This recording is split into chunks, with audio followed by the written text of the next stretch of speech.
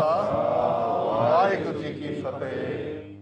name is Gurnam Singh, and I'd like to welcome you to a really very special international Panth time, which historic Panth time we bring for the first time from Dublin in Ireland, from the Nanak Darbar Gurdwara in Dublin. So Dublin is the capital city of Ireland. This evening's Panth time program is the first ever live broadcast of any Sikh program in Ireland, so it is a truly historical event. The Sikh Channel's mission is to bring millions of Sikhs together. So it gives me great pleasure. Mainu bada chaah hega ki aaj aapa Panth time di team ithe liandi hai, and ithe sangat de naal aapa ਤੁਹਾਡੇ ਕੋਲ ਰੂਬਰੂ ਕਰਾਂਗੇ. Politically, Ireland is divided between the Republic of Ireland, which covers some 80%, and Northern Ireland, which is part of the United Kingdom. The population of Ireland is something like 6.4 million, of which, as I say, about 5 million live in the south and about 2 million in the north. The Sikhs and the Irish have much in common.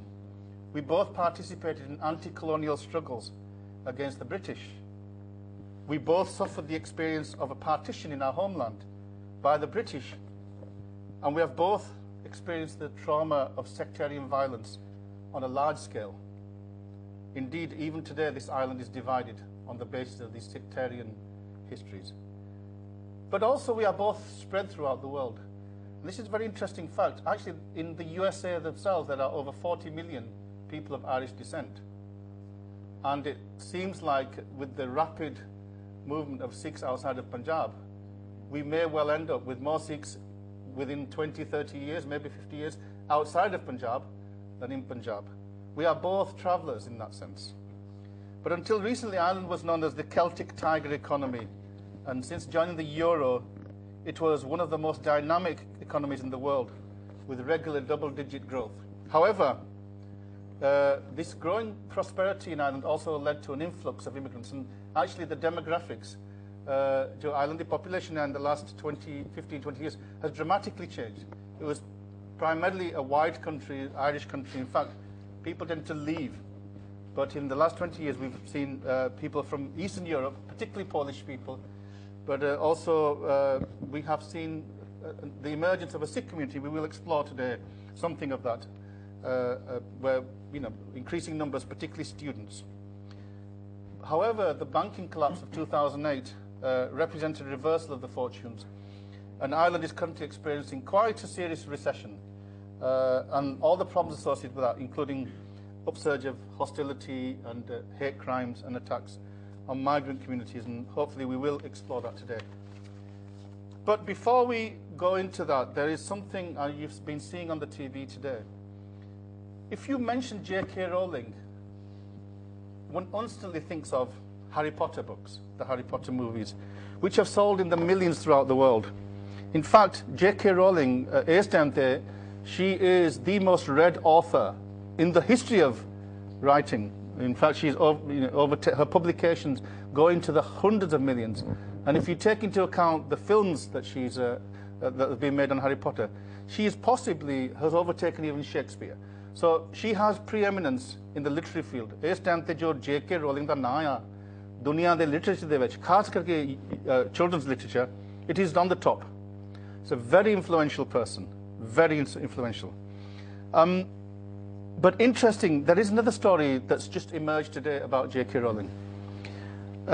In an interview for the BBC Culture Show, she proclaimed the greatness of the Sikh faith.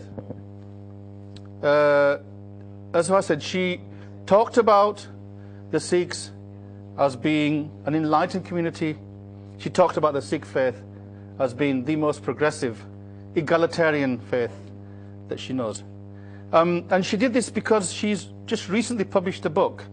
And this book, which is called The Casual Vacancy, is her first adult-oriented book. And the central character in the book is a Sikh. It's a young woman whose parents are doctors, and she displays some of the kind of tensions between intergeneration. But what's interesting is that she actually deliberately chose to use Sikhism as a kind of a model framework for examining these issues. And Rowling herself said that she was particularly struck by the equality principles in Sikhism. And she did intensive research. ਉਹ ਆਪ ਕਹਿ ਰਹੀ ਆ ਵੀ ਇਹ book ਲਿਖਣ ਲਈ ਉਹਨੇ ਬਹੁਤ ਰਿਸਰਚ ਕੀਤੀ ਸਿੱਖੀਜ਼ਮ ਤੇ, including studying the Guru Granth Sahib Ji, studying Sikh tradition.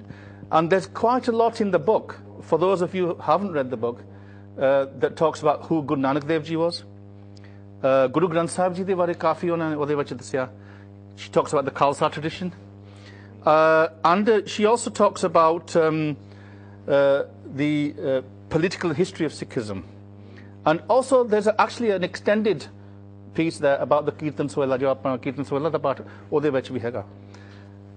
And this is phenomenal. This is absolutely amazing. As I said, it is expected that this book will sell in the millions. And who knows, it may well even be a film.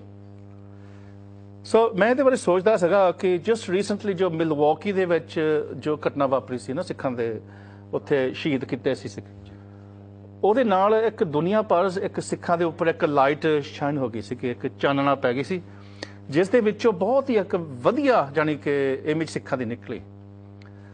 ਔਰ ਇੱਕ ਵਾਰੀ ਫਿਰ ਜੋ ਆਹ ਜੋ issue ਹੈਗਾ ਇਹਦੇ ਨਾਲ ਵੀ ਇੱਕ ਫਿਰ ਲਾਈਟ ਸ਼ਾਈਨ ਹੋ ਗਈ ਸਿੱਖੀਜ਼ਮ ਦੇ ਉੱਪਰ।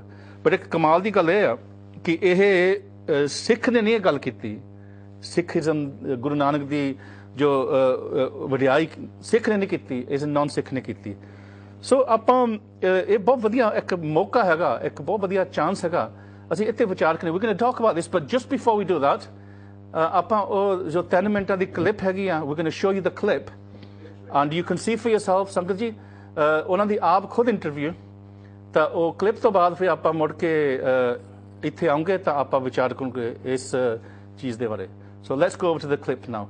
ਵਾਹਿਗੁਰੂ ਜੀ ਕਾ ਖਾਲਸਾ, ਵਾਹਿਗੁਰੂ ਜੀ ਕੀ ਫਤਿਹ।